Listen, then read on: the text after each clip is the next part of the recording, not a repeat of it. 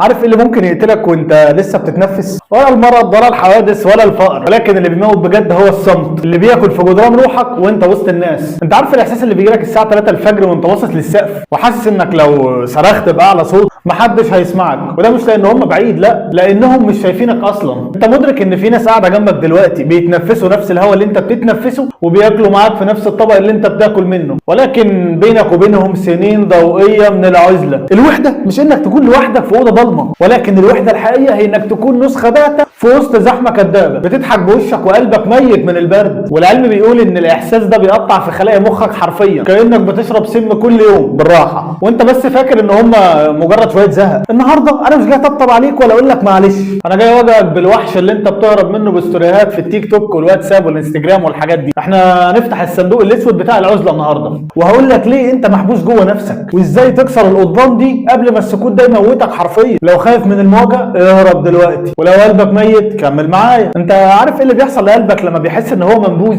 العلماء اكتشفوا ان مخك بيتعامل مع الوحده كانها اصابه جسديه بليغه. يعني وانت قاعد دلوقتي وحاسس ان مفيش اي حد فاهمك، مخك بيبعت اشارات استغاثه كان في منشار بيقطع في عظمك، بس الفرق ان مفيش دم ولا في صراخ، في بس سواد بياكل في روحك بالبطيء. انت متخيل البشاعه؟ انت ممكن تكون بتموت اكلينيكيا وسط اهلك وعلى كرسيك. احنا جيل المقابر المضيئه، بنفتح الموبايل عشان نهرب من ضلمه قلوبنا، بس الحقيقه ان الشاشه دي هي الكفن اللي احنا بنلف فيه وحدتنا. وخليني اواجهك باللي انت خايف تقوله لنفسك. انت ليه بتخاف من السكون؟ ليه اول ما الكهرباء تقطع او النت يفصل بتحس انك لا شيء؟ لانك ببساطه ما عندكش حد جوه. انت بنيت حياتك كلها على رد فعل للناس، ولما الناس غابوا انت اتمسحت.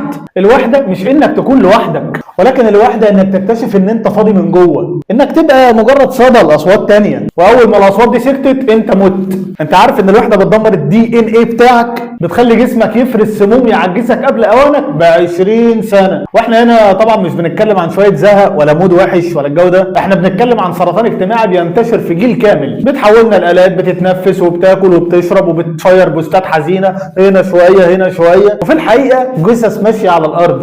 في شتاء عام 1880 وفي قلب لندن اللي كانت بتغلي من الزحمه والضباب، كان في راجل اسمه ادوارد لينش. وادوارد ده كان صاحب اكبر مصنع بالمدينه، رجل ثري جدا بيحضر حفلات اللوردات وبيمشي وسط منه الاف البشر يوميا في الشارع. ولكن ادوارد كان عنده فوبيا مرعبه جدا، الا وهي ان هو يتنسي.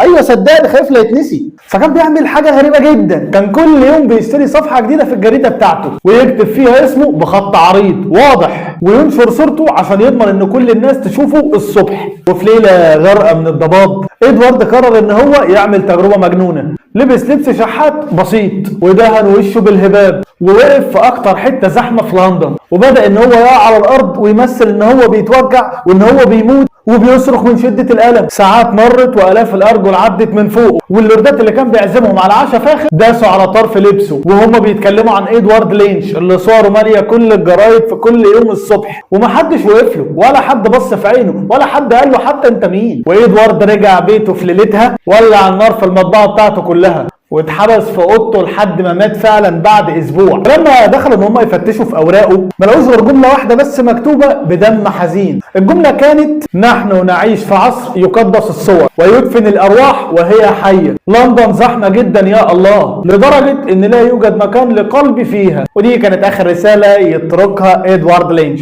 انت فاكر لما قلت لك من شويه ان الوحده سرطان بياكلك؟ انا ما كنتش بضحك عليك، هي فعلا كده، بس بشرط واحد: لو فضلت باصص لتحت. ولكن الحقيقه اللي في النخبه للعالم مش عايزينك تعرفها هي ان كل اللي وصلوا لقمه الهرم سواء في العلم او في الفن او في البيزنس كلهم عدوا على مطبخ العزله ده. انت طبعا عارف ان نيوتن ما غيرش وجهه التاريخ واكتشف الجاذبيه وهو في خروجه مع اصحابه، ده عمل كده وهو محبوس مع نفسه سنتين كاملين هاربا من الطاعون. وعارف ان ايلون ماسك او ستيف جوبز قضوا فترات كبيره قوي من حياتهم الناس كانت بتقول عليهم مجانين ومنطويين. الناس دي ما فكتش شفره النجاح وسط الزحمه، هم فكوها هم لوحدهم في اوضه ضلمه بيسمعوا صوت افكارهم اللي انت بتهرب منها بالموبايل. لان الوحده لما بتتراوض بتتحول من سجن لمفاعل نووي للتركيز. في الجزء الاول طبعا قلت لك ان انت فاضي من جوه، والنهارده جاي اقول لك ان الفراغ ده هو المساحه الوحيده اللي تقدر تبني فيها امبراطوريتك. الزحمه بتخليك نسخه، ولكن العزله بتخليك الاصل. انت مدرك ان عقلك في لحظات السكون التام بيبدا ان هو يشغل مناطق الابداع الخارقه اللي مستحيل تشتغل وهي بتسمع دوشه الناس؟ احنا في الجزء ده مش بنتعلم بنتعلم ازاي نستحمل الوحده، ولكن بنتعلم ازاي نقدسها، ازاي تحول صمتك لقوه غاشمه تخلي الناس هي اللي تتمنى نظره منك. في الجزء الاول وصفت لك النزيف النفسي، ودلوقتي هقول لك ان النزيف ده هو الوقود بتاعك. الناس اللي وجعوك وسابوك لوحدك او المجتمع اللي حاسسك انك غريب، هم قدموا لك هديه على طبق من ذهب من غير ما يعرفوا. هم خلوك مضطر تعتمد على نفسك،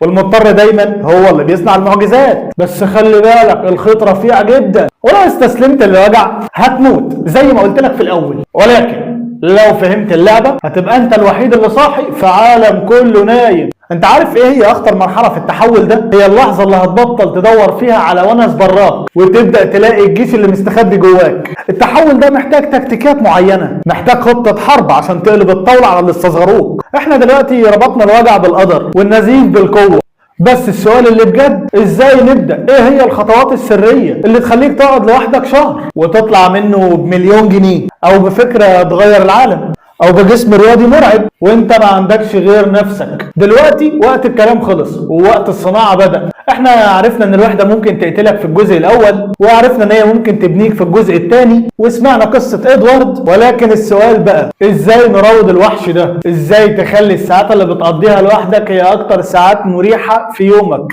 والخطوه الاولى، اقطع حبل الوريد اللي ربطك براي الناس. انت عارف ليه الوحده بتوجعك؟ لانك لسه مستني تصفيق من حد. واول قاعده في مانيفستو هي الوحش المنفرد، انك تعتبر نفسك جزيره معزوله. اقطع الاشعارات، ارمي الموبايل في اوضه تانية، وواجه الصمت ده. في الاول صدمه السكوت هتخلي ودنك تصفر، بس بعد شويه هتبدا تسمع صوت عبقريتك اللي الزحمه كانت كاتماها. ده مش كلام تنميه بشريه، لا، ده تطهير لعقلك من نفيات العقول التانية. والخطوه التانية، ابني المعمل السري. كل يوم لازم تخصص ساعتين عزله كاملين، والساعتين دول مش للنوم ولا للسرحان، ولكن دول للبناء. اتعلم مهاره مستحيله، ابني بيزنس من الصفر. يا سيدي غير شكل جسمك. العزله هي المعمل اللي بتدخلك في حته حديده مصديه وتطلع منه سيب بطار. لما الناس يسالوك انت فين ما تجاوبش، خليهم دايما يشوفوا النتيجه. الوحده بتديك ميزه تنفيسيه مرعبه، وهي الغموض. والغموض هو اللي بيخلق الهيبه. الشخص اللي متاح طول الوقت هو الشخص الرخيص، ولكن الشخص اللي بيظهر كل فين وفين ولكن بانجاز جديد ده اللي العالم بيعمل له 1000 حساب. والخطوه الثالثه،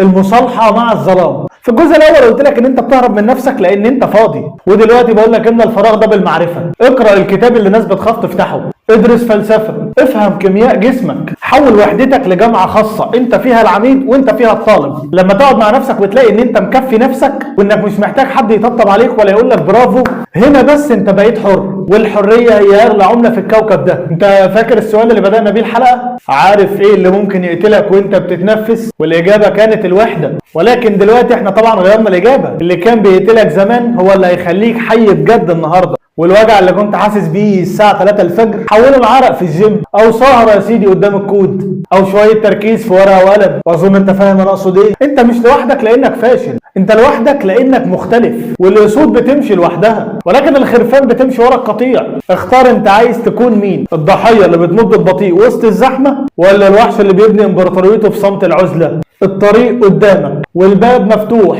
بس ما بيعديش منه غير اللي قلبه مات عن خوف الناس وصحي عن عشق النجاح. انا كده خلصت كلامي، الدور عليك انت. هل هتقفل الفيديو وتروح تفتح تيك توك عشان تهرب، ولا هتطفي النور وتقعد مع نفسك وتبدا تفكر هتبدا الرحله ازاي؟ وبكده هتكون انتهت حلقتنا النهارده، واتمنى لو عجبكم الفيديو او استفدت منه بنسبه 1% ما تبخلش علينا باللايك والاشتراك في القناه. والسلام عليكم.